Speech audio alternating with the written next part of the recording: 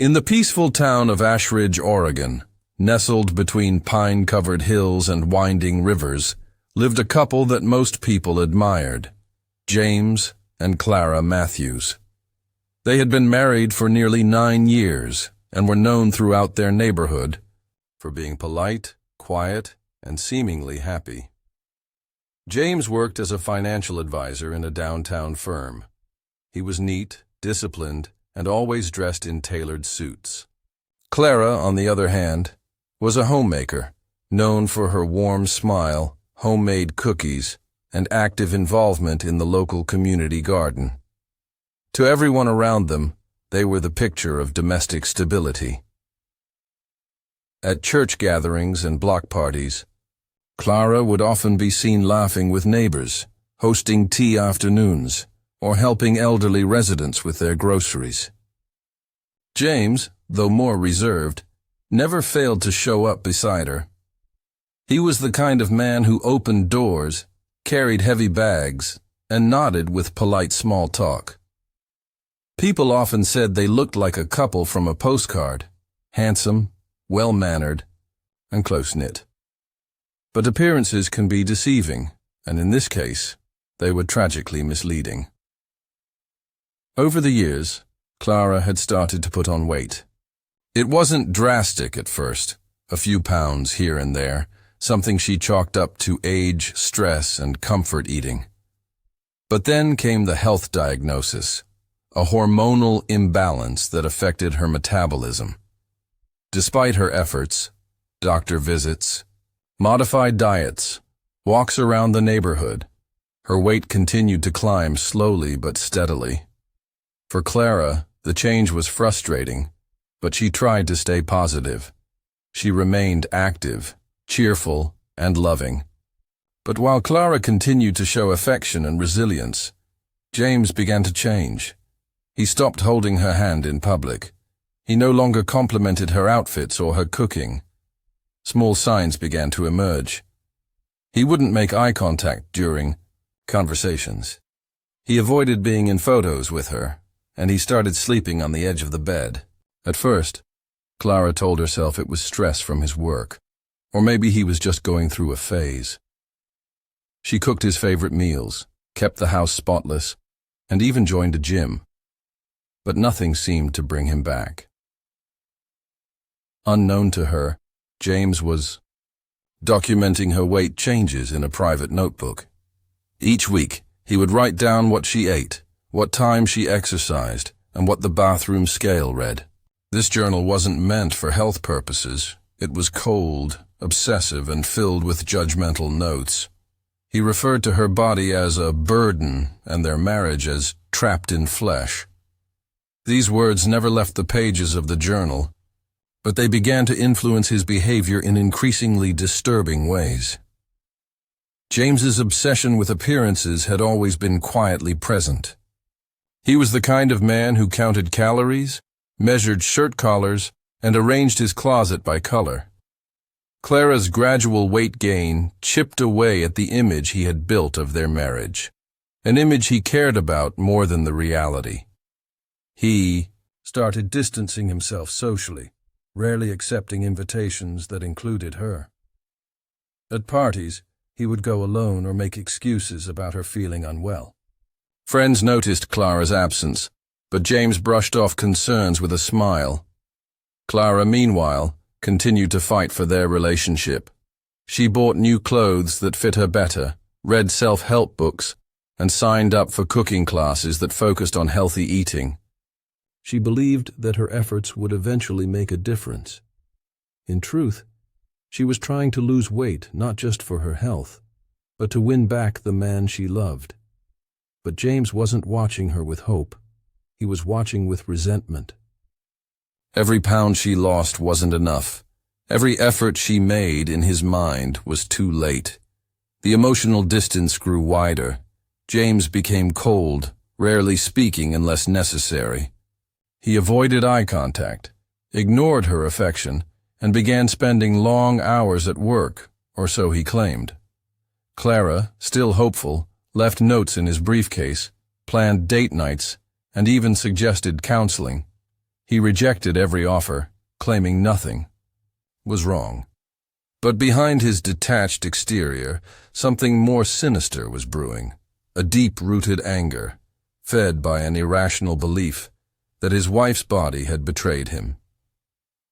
Unknown to Clara, James had started visiting online forums where anonymous users shared toxic views about relationships and body image.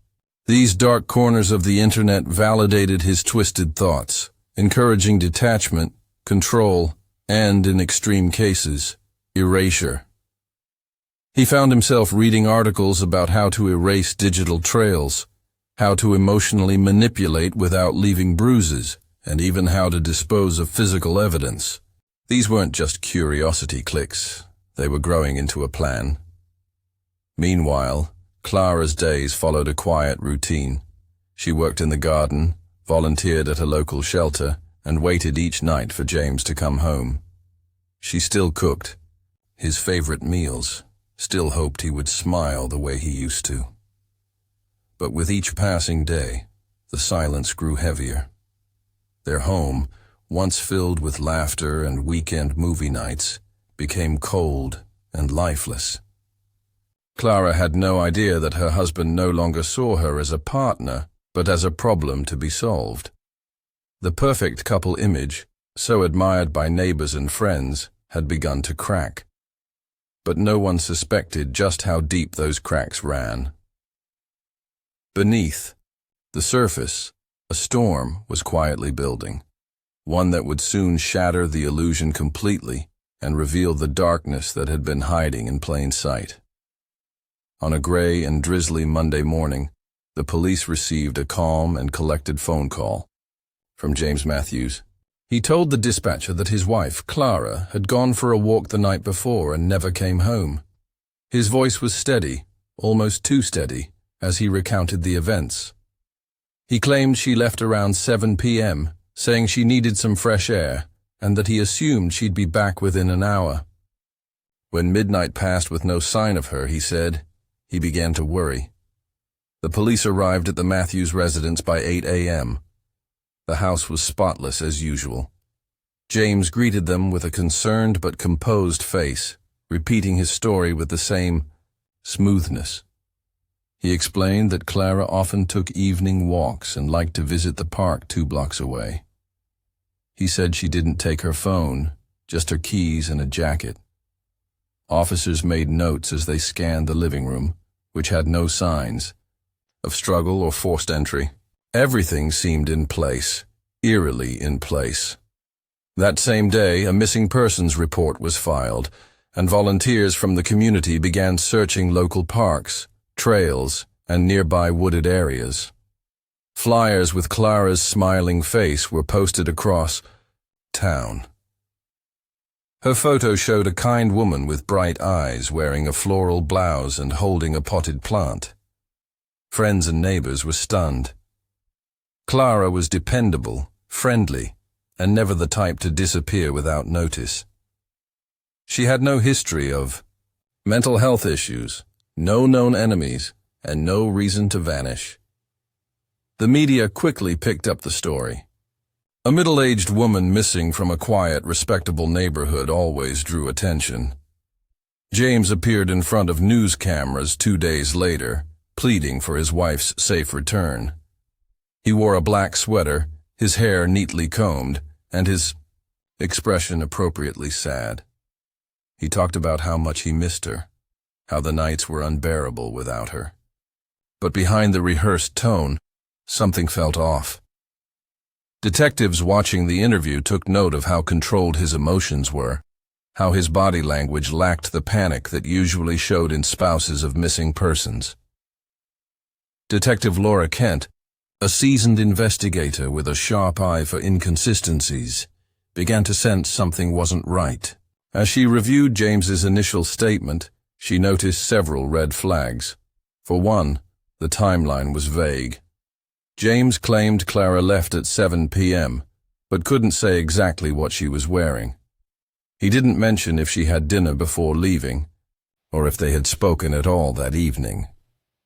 And when asked why he waited until morning to call the police, His answer was troubling. He said he assumed she just needed space.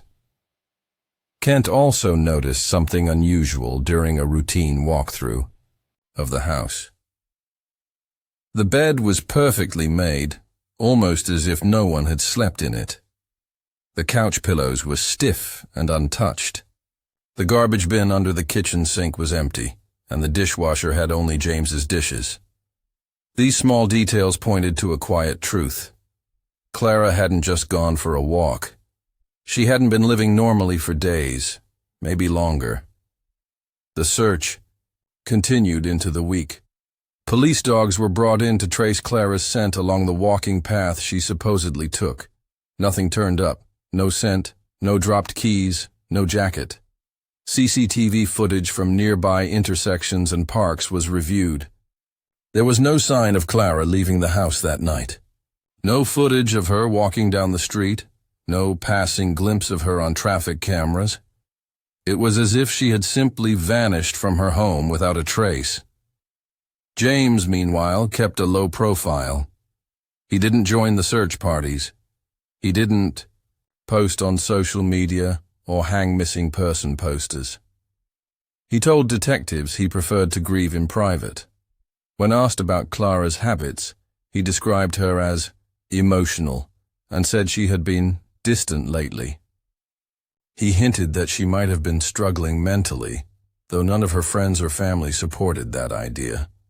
In fact, those closest to her insisted Clara had been in good spirits, despite her health challenges. Detectives began to dig deeper. They requested access to Clara's phone and laptop. Though she hadn't taken her phone with her, data showed her last text had been sent 2 days before she disappeared. Her messages were normal. She'd been planning a coffee date with a friend and exchanging cheerful photos of her garden. Nothing hinted at depression or a desire to escape. On her laptop, internet history showed healthy recipes, flower arrangement ideas, and emails to the local community center about a bake sale. Her life had been full of plans. Detective Kent started building a timeline of Clara's last confirmed sightings. The last person to see her alive, aside from James, was a neighbor who waved at her 3 days before she went missing. That meant the night James claimed she left might not have been the night she disappeared.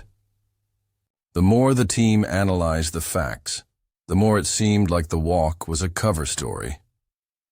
A quiet tension began to form around the investigation. The community that once admired James started to question him. Whispers grew louder. Why was he so calm? Why wasn't he searching for his wife? What was really happening inside that perfect house? While public hope still held out that Clara might be found alive, detectives were beginning to suspect the worst. The pieces didn't add up. The story was too clean. And one person, more than anyone else, seemed to be hiding something. James. Matthews had built a story. Now the investigators were determined to tear it apart, piece by piece. Detective Laura Kent had a feeling she couldn't shake. James Matthews' story was neat, too neat. Clara's disappearance had drawn in news crews, volunteers, and social media advocates. But there were no real leads, no witnesses, and no evidence of where she had gone. Something wasn't right. There were no signs of forced entry, no indications of a struggle, and most troubling of all, no digital footprint from Clara in the days leading up to her supposed disappearance. Her phone was off, her bank cards untouched, her email inactive. It was as if her life had simply stopped, quietly, behind closed doors. Detectives obtained a warrant to access James's digital devices. His phone, laptop, and cloud accounts were thoroughly examined by forensic analysts.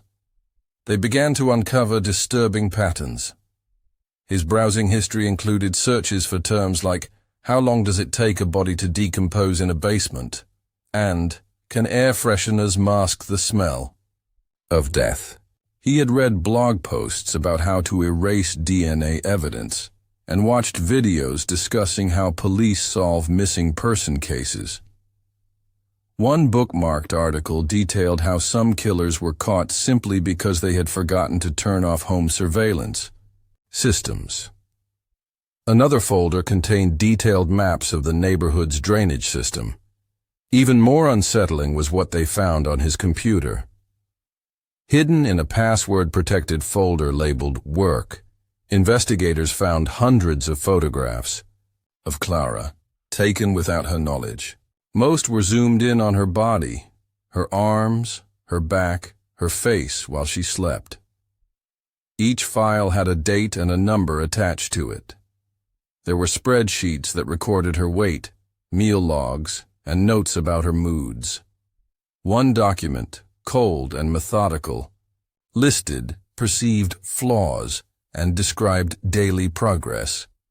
It read more like notes from a science experiment than the thoughts of a loving husband. In another file, James had written disturbing journal entries, expressing resentment toward Clara's body and blaming her weight for suffocating his happiness. Detective Kent knew what they had wasn't just disturbing, it was motive, but motive alone wasn't enough. The case lacked physical evidence. Clara's body hadn't been found, and without that, it was difficult to push for an arrest. The police decided to observe James more closely. They placed unmarked patrols near his house and began monitoring his movements. Days passed without anything unusual, until late one night, a surveillance officer noticed James sneaking out of the back door of his house. He was wearing gloves and carrying what looked like a small bag. He disappeared into his garage and stayed there for nearly an hour. This behavior prompted a decision. They would install a hidden camera in his garage. Within 48 hours, the device was in place. James had no idea that every move he made in that space was now being recorded. For the first 2 nights, there was nothing suspicious. He parked his car, took out groceries, cleaned tools. But on the 3rd night, he returned to the garage just past midnight. What he did next shocked the entire team. The footage showed James entering with a flashlight and a large plastic container. He moved toward the corner of the garage where a heavy rug had always been laid out. After rolling the rug aside, he lifted a false panel in the concrete floor, revealing a trap door. From the opening, he pulled up a long black garbage bag, then quickly dropped it again as if reconsidering. He paced in circles, mumbling to himself, then pulled out bottles of bleach and ammonia from a shelf nearby. He wiped down the trap door handle, cleaned the edge of the concrete, and sprinkled air freshener all around. Detectives watched in stunned silence. This wasn't the behavior of a grieving husband. This was someone hiding something. Something, or someone. The footage was enough to obtain a full search warrant. By morning, a team of investigators and forensic experts were at the Matthews residence. James was escorted from the property as officers began to dismantle the garage floor. Within hours, they found it, a hidden chamber beneath the concrete slab. It was shallow, no more than 3 feet deep, and inside was a plastic-wrapped bundle, surrounded by layers of air fresheners and industrial cleaner. The smell had been masked, but it was unmistakable. The medical examiner was called immediately. What they found confirmed the worst. The body of Clara Matthews, lifeless and cold, had been buried right beneath the garage. The autopsy later revealed she had been strangled. There were no defensive wounds, suggesting she had been caught off guard, possibly drugged or attacked while she slept. The trapdoor had been custom installed. The floor was freshly poured concrete, different from the rest of the structure. It was a rushed job, but effective enough to hide a body. James had created a grave beneath the very place he parked his car each day. While volunteers searched the woods and her friends posted flyers, He had been sleeping peacefully just feet away from his wife's body. The town that once admired the Matthews couple now stared in disbelief as officers carried out evidence, bags, and sealed off the home. News helicopters hovered overhead. Reporters gathered outside as the truth broke. James had not just lied, he had planned, documented, and concealed the murder of the woman he once claimed to love. Behind the quiet, smile and perfect house was a carefully maintained facade, hiding a horror no one had imagined. The case was no longer a mystery. The pieces were falling into place, but the full story, his twisted mindset, the cold planning, the months of emotional decay, was just beginning to unfold. James Matthews was arrested the same afternoon his wife's body was discovered beneath the garage floor. As officers led him away in handcuffs, his expression remained disturbingly calm, as if he had expected this day to come. The entire neighborhood stood in stunned silence, watching the man they once considered gentle and well-mannered being placed into the back of a police vehicle. The story had changed. James was no longer the grieving husband. He was now the prime suspect in a calculated and deeply disturbing murder. At the station, detectives presented James with the evidence: photos of the body, footage from the hidden garage camera, and the chilling documents found on his laptop. Faced with an overwhelming case, James refused to speak. He sat with his hands folded, saying only that he wanted a lawyer. There was no breakdown, no outburst, no denial, just silence. It was as though the truth had finally caught up with him, and he had nothing left to say. Meanwhile, the investigation continued to unfold. Forensic teams combed through every inch of the Matthews house. They found traces of Clara's blood on the mattress, carefully scrubbed but still detectable with luminol. Fibers matching her clothing were located in the garage's hidden chamber. A digital forensics unit recovered deleted text messages on James's phone, messages where he had expressed frustration to a coworker about Clara's weight, describing her as a burden and blaming her for his unhappiness. The case took a darker turn when detectives interviewed those close to James. Former co-workers described him as polite but distant. A few mentioned that he often made comments about physical appearance, expressing a near obsession with health and fitness. His gym trainers said he would talk about discipline and control, often in reference to his home life. One even remembered him saying, "I can't live like this forever. Something has to change." Clara's friends and family painted a very different picture. They described her as gentle, nurturing, and endlessly patient. But in recent months, she had become more withdrawn. A close friend revealed that Clara once confided she felt like she was being monitored at home. Her meals were often criticized, and James had recently started recording her weight every morning under the pretense of helping her. What Clara thought was concern now looked like psychological abuse. She had been living in a cage of control, one that slowly grew tighter until it left her no room to breathe. Detectives also uncovered financial motives buried beneath the emotional abuse. Clara had taken out a substantial life insurance policy 6 months prior to her death. James was listed as the sole beneficiary. The timing raised eyebrows. Documents showed that Clara was hesitant about the policy, but ultimately signed after weeks of discussion with James. Investigators suspected he had encouraged the policy specifically to benefit from her death. In court, the prosecution laid out their case. With brutal clarity, they presented the surveillance footage, the forensic evidence, the disturbing digital records, and the testimonies of friends and experts. They argued that James Matthews didn't snap in a moment of rage. He planned the murder of his wife with careful, methodical precision. He was not only emotionally abusive, but had grown increasingly frustrated with Clara's body and blamed her for ruining his idealized version of a perfect life. He viewed her not as a partner, but as an obstacle. The defense tried to claim mental instability. They suggested James had suffered a psychological breakdown, overwhelmed by stress and unable to control his actions. But the cold calculations in his journal, the timing of the life insurance policy, and the steps he took to hide the body painted a different picture, one of control, not chaos. Public reaction was swift and harsh.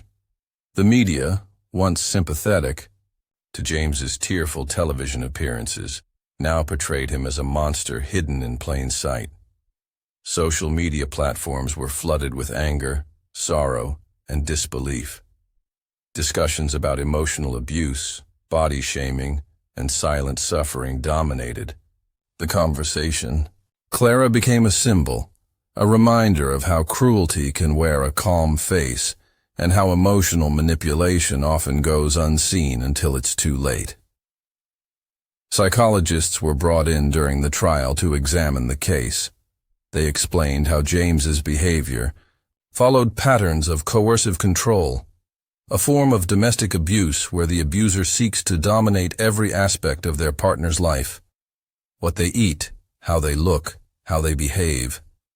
Clara had been reduced to an object in James's mind, someone who needed to be fixed or eliminated. Her weight, which James claimed had made her undesirable, became his justification for the ultimate betrayal. As the trial neared its end, James remained emotionless. He sat in court with the same expression he had the day he was arrested, neither ashamed nor angry, just empty. He never looked at Clara's family. He never apologized, not once. The courtroom was filled to capacity on the final day, with media, crews stationed outside and hundreds watching via live stream. The jury deliberated for only a few hours before returning with a unanimous verdict: guilty of first-degree murder. The judge sentenced James Matthews to life in prison without the possibility of parole.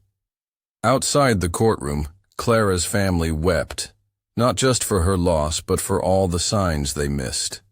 The subtle shifts in her behavior, the quiet way she had become smaller in her own life. They had never imagined that behind the smiles and the quiet suburban home, such a slow, deliberate cruelty was unfolding. Clara had suffered in silence, and that silence had cost her everything. But in the wake of tragedy, her story was now sparking change. Advocates were speaking louder about the dangers of emotional abuse. Clara's name was now part of a larger conversation, one that aimed to give voice to those suffering behind closed doors. In the months following James Matthews's conviction, the quiet suburban town of Elm Ridge struggled to heal from the horror it had witnessed. The Matthews home, once admired for its pristine lawn and picturesque charm, now stood empty, a silent reminder of the darkness that had unfolded behind its walls. Neighbors walked past in hushed tones. No one wanted to remember what had happened, but no one could forget either. The tragedy had left a scar on the community, one that wouldn't fade easily. Clara's family, though devastated, made it their mission to ensure her memory would be more than just a headline. They established a foundation in her name, the Clara Hope Initiative, aimed at supporting victims of emotional abuse and domestic control.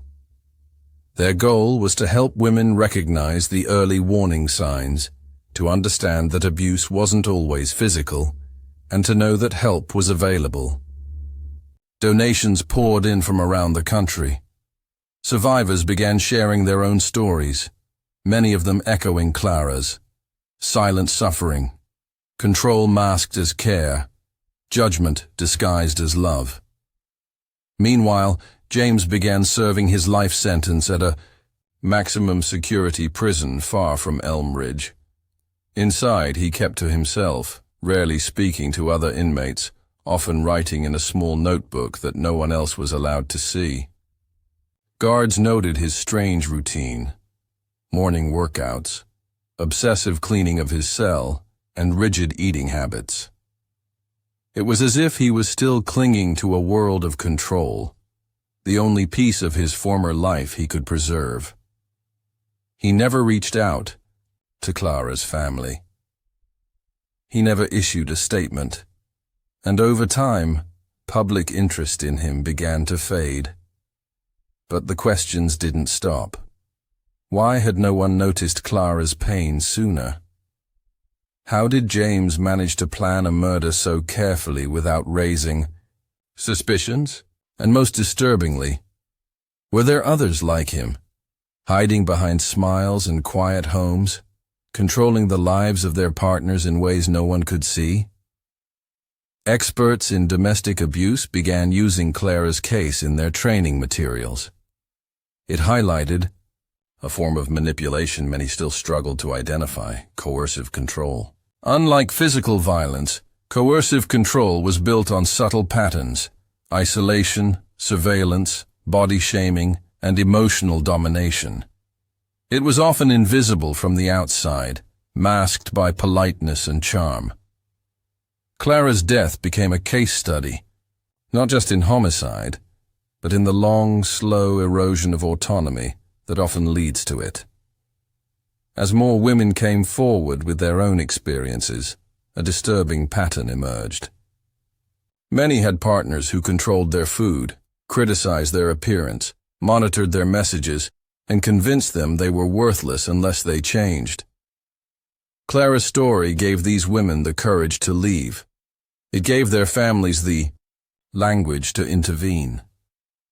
And it gave law enforcement the tools to look beyond bruises and broken bones, to see the psychological chains that were just as dangerous. Back in Elm Ridge, Clara's sister, Emily, visited her grave weekly. She often brought a single sunflower, Clara's favorite. It was a quiet ritual, one that gave her peace. On one visit, she noticed a small card tucked beneath a bouquet from a stranger. It read, "Because of Clara, I left. I'm safe now. Thank you." Emily stood there for a long time, holding that card, realizing her sister's life, though cruelly ended, was still making a difference. The Matthews case also prompted legislative changes. Lawmakers began drafting new proposals aimed at recognizing coercive control as a criminal offense. In several states, bills were introduced that would allow victims of psychological abuse to seek protective orders, even without evidence of physical violence. Clara's name was cited in hearings, her story read aloud as an example of why silence shouldn't be mistaken for safety. She had endured months, maybe years, of psychological manipulation, trapped in a marriage that slowly broke her spirit, until there was nothing left. James's trial and conviction had ended one chapter, but the fight for justice continued in Clara's name. Advocacy groups used the media coverage to educate, to campaign, and to protect those still trapped in toxic relationships. Documentaries, podcasts, and articles kept the conversation going, reminding people that danger doesn't always look like a fist. It can look like a scale, a spreadsheet, a smile. In the end, Clara Matthews became more than a victim. She became a symbol of how easily love can be distorted into control, and how a seemingly perfect life can hide unbearable pain. Her story reminded people to ask harder questions, to listen more closely, and to never dismiss someone's suffering, just because it isn't visible. James Matthews had taken her life, but he hadn't erased her voice. Clara's final chapter was not written in the darkness of that hidden garage floor, but in the light that followed. Through the lives saved, the women empowered, and the silence that had finally been broken. Her memory lived on not in tragedy, but in change. And though her voice had been silent too soon, the world was finally listening.